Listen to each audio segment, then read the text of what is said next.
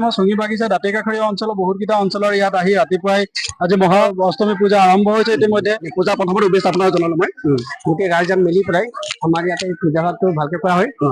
যেতিয়া ৰাইজৰ সুবিধা হওক আমাৰ শ্ৰী শ্ৰী শাৰদীয়া দুৰ্গা পূজালৈ চবৰে শুভেচ্ছা জনালো। যিহেতু আমাৰ ইয়াত চুঙি বাগানত যিটো দুৰ্গা পূজা পতা হয়, বন্ধুসকল আজি যিহেতু অষ্টমী হয়, আজি দুৰ্গা পূজাৰ যিটো আজি অষ্টমীৰ দিনা আজি যিহেতু মই এখন পূজা মণ্ডপত আছো। এই পূজা মণ্ডপত আহি যিটো এখন শৰাই আগবাঢ়িছো আপোনালোকে দেখিছে মোৰ পিছফালে। আৰু যিহেতু আজি এটা ইমান ধুনীয়া এটা এখন দুৰ্গা মণ্ডপ আৰু ইয়াতে বিভিন্ন ধৰণৰ বহুতখিনি লোক আছে, যথেষ্ট ভিৰ এটা পৰিৱেশ দেখিবলৈ পাইছো। আৰু এটা ইমানে ধুনীয়া এটা পৰিৱেশ বুলি ক'ব লাগিব এই এখন পূজা মণ্ডপ। আৰু ইয়াতে যিটো ক'ব গ'লে আমাৰ CCTV যিটো ব্যৱস্থা কৰা হৈছে জনবল বেছি হোৱাৰ কাৰণে মই দেখুৱাম আপোনালোকক। আৰু ইয়াতে এই আমাৰ পূজা মণ্ডপখন বিষয়টো আপোনালোকক মই আকৌ এটা ভিডিঅ'ত দেখুৱাইছিলো ক'ব লাগিব। আৰু এইফালে আমাৰ যিটো লোক আছে আৰু যিহেতু ক'বলৈ গ'লে আপোনালোকে মই কৈছে যে যিটো আজি অষ্টমী হয়, এই অষ্টমীৰ দিনাই যিটো শৰাই বাবে যথেষ্ট লোক ইয়াত ভিৰ এটা পৰিৱেশ দেখিবলৈ পাইছে। দেখিছে আপোনালোকে অকণমান কেমেৰা ঘূৰাই দিব লাগে, এইফালে অকণমান কেমেৰাটো ঘূৰাই দিব লাগে দেখিছে। আৰু যিহেতু আমাৰ এখন দুৰ্গা মণ্ডপ হয়, এই দুৰ্গা মণ্ডপতে যথেষ্ট মানুহ এটা ভিৰ পৰিৱেশ বুলি ক'ব লাগিব। বিভিন্ন ধৰণৰ মানুহ ইয়াত আহি তেনেকুৱাকে এখন যিটো মন্দিৰলৈ আহি মা আশীৰ্বাদ লৈছে ক'ব লাগিব। কিছু কমিটিৰ লগত কথা পাতি ইমান ধুনীয়াকে একেলগে আয়োজন কৰিছে এখন দুৰ্গা মণ্ডপ।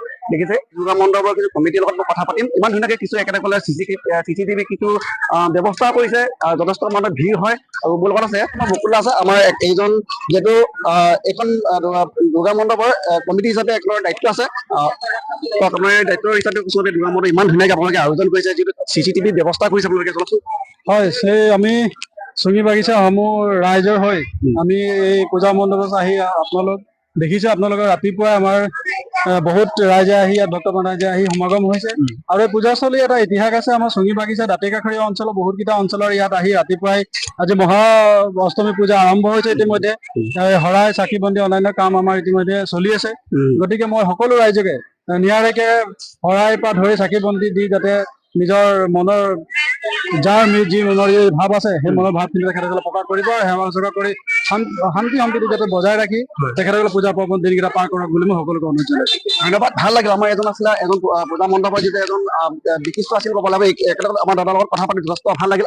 আৰু ক'বলৈ গ'লে যথেষ্ট লোক আছে একেলগৰ এই পূজা মণ্ডপৰ যি দায়িত্ব থকা লোক আছে ক'ব লাগিব। অকণমান আমাৰ দাদাৰ লগত কথা পাতি পূজা প্ৰথমতে উদ্দেশ্য আপোনাক জনালো মই। হয়, এই পূজা মণ্ডপখন বিষয়ে কিমান ধুনীয়াকে আপোনালোকে মানে যি ব্যৱস্থা কৰিছে CCTV কিছু ব্যৱস্থা কৰিছে। লোক কিমান অমাগত হৈছে যে আজি যিহেতু আজি অষ্টমীতে বহুতখিনি মানুহ ভিৰ দেখিবলৈ পাইছো। আজি ইয়ালৈ আহিছো যথেষ্ট আমাৰ ভাল লাগিছে। আপোনালোকৰ পূজাৰ বিষয়ে অকণমান জনাওকচোন। পূজাটো কমিটি বাগানৰ কমিটি চুঙিচা বাগিচা গোটেই ৰাইজক মিলি পেলাই আমাৰ ইয়াতে পূজা ভাগটো ভালকে কৰা হয়। আৰু বহুতো মানুহ আমাৰ আহিছে আৰু আহি থাকিব কৰা হৈছে। যেতিয়া ৰাইজৰ সুবিধা হওক, আমাৰ পূজা ভাগ ভাল হওক, আৰু যেতিয়ালৈকে আমাৰ বিসৰ্জন নহয় তেতিয়ালৈকে আমাৰ পূজা ভাগ ভালদৰে যাব লাগে। ৰাইজে যাতে হুলস্থুল নহয়, মানে ধুনীয়াকে পাৰ হ'ব লাগে পূজাটো। আমাৰ আমাৰ কামনা। হয়, ধন্যবাদ। ভাল লাগিল। আমাৰ দাদা কি ক'ব পূজা মণ্ডপৰ বিষয়ে ক'ব? আমাৰ শ্ৰী শ্ৰী শাৰদীয়া দুৰ্গা পূজালৈ চবৰে শুভেচ্ছা জনালো।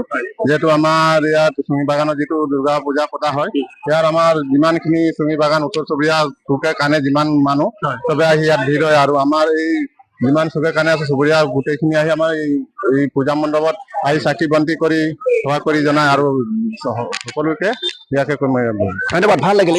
আৰু এইকেইজন যিসকলৰ লগত কথা পাতিলে এইখিনি আচলতে এইখন পূজা মণ্ডপৰ দায়িত্ব থকা কিছু লোক আছিল ক'ব লাগিব। আৰু আপোনালোকক মই দেখাব চেষ্টা কৰিম যে ইয়াতে যথেষ্ট মানে এটা ভিৰ পৰিৱেশ বুলি ক'ব লাগিব। যিটো আপোনালোকক মই দেখাইছিলো যে ইয়াত যিটো আজি অষ্টমীৰ দিনা ইয়াত যিটো তেনেকুৱাকে সকলো মহিলাসকলে দেখিছে ইয়াতে তেনেকুৱাকে সকলো হাতে শৰাই ভাগ লোৱা হৈছে। ইয়াত তেনেকুৱাকে তুমি যিহেতু ইয়াত মানে সজাই পৰা ৰখা হৈছে। আৰু যিহেতু আপোনালোকক মই পুনৰবাৰ দেখাইছো চক এয়া হ'ল মা দুৰ্গাৰ যিটো মূৰ্তি ভাগ দেখুৱাইছো মই।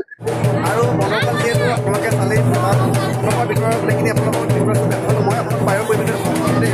এতিয়া এনেকৈ যিটো বায়ুৰ পৰিৱেশ আপোনালোকে দেখাবলৈ যদি কওঁ মই দেখিছে এটা ধুনীয়াকৈ বনাইছে চক। আৰু ইয়াতে এটা কথা কওঁ মই এটা কথা জনা যে এইকেইটাই যিহেতু আপোনালোকক দেখুৱাওঁ যে এইখন পূজাৰ মণ্ডপৰ একেবাৰে কাষতেই এনেকৈয়ে ইয়াতে জুবিন গাৰ্গৰ যিটো ফটো ধুনীয়াকৈ লগাই একেবাৰে শ্ৰদ্ধাঞ্জলি ধুনীয়াকৈ জনাইছে দেখিছে। দুৰ্গা মণ্ডপৰ একেবাৰে কাষতে এটা হোটেল।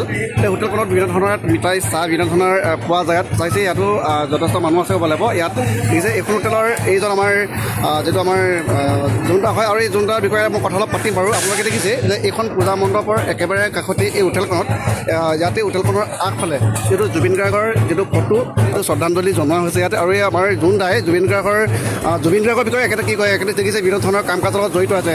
জোনদা আপুনি ইমান ধুনীয়াকৈ যিটো কামৰ লগত ব্যস্ত হৈ আছে, কামত হোটেলখনত ধুনীয়াকৈ চলোৱাৰ পিছতো আগফালে ধুনীয়াকৈ ইমান ধুনীয়াকৈ আপুনি শ্ৰদ্ধাঞ্জলি জনাইছে। আপুনি জুবিন গাৰ্গৰ বিষয়ে কি ক'ব অকণমান অলপ? জুবিন দা আমাৰ অসমৰ ডাঙৰ সম্পদ। অঁ, জুবিন দা আমাৰ শিল্পী গায়ক হয় লগত বহুত মানুহক আদৰ সন্মান কৰিছিলে। হয় হয় আৰু জুবিন দা আমাৰ মাজৰ পৰা ইমান এটা কষ্টৰ মাজত ইমানখিনি কাম কাজ কৰাৰ মাজতো জুবিন গাৰ্গক যে ইমান ধুনীয়াকৈ শ্ৰদ্ধাঞ্জলি একেটা জনাই ধুনীয়াকৈ চালি আপোনালোকে চাক্ষ্য জ্বলাই থৈছে। আৰু ইয়াতে মানুহসকলক যিসকল কাষ্টমাৰকো দিয়া হৈছে শ্ৰদ্ধাঞ্জলি ইমান ধুনীয়াকৈ জুবিন গাৰ্গক জনাইছে। আৰু একেটাৰ আপোনালোকে কথাখিনি শুনিলে আৰু এয়া হ'ল একেটাৰ হোটেল দেখিছে।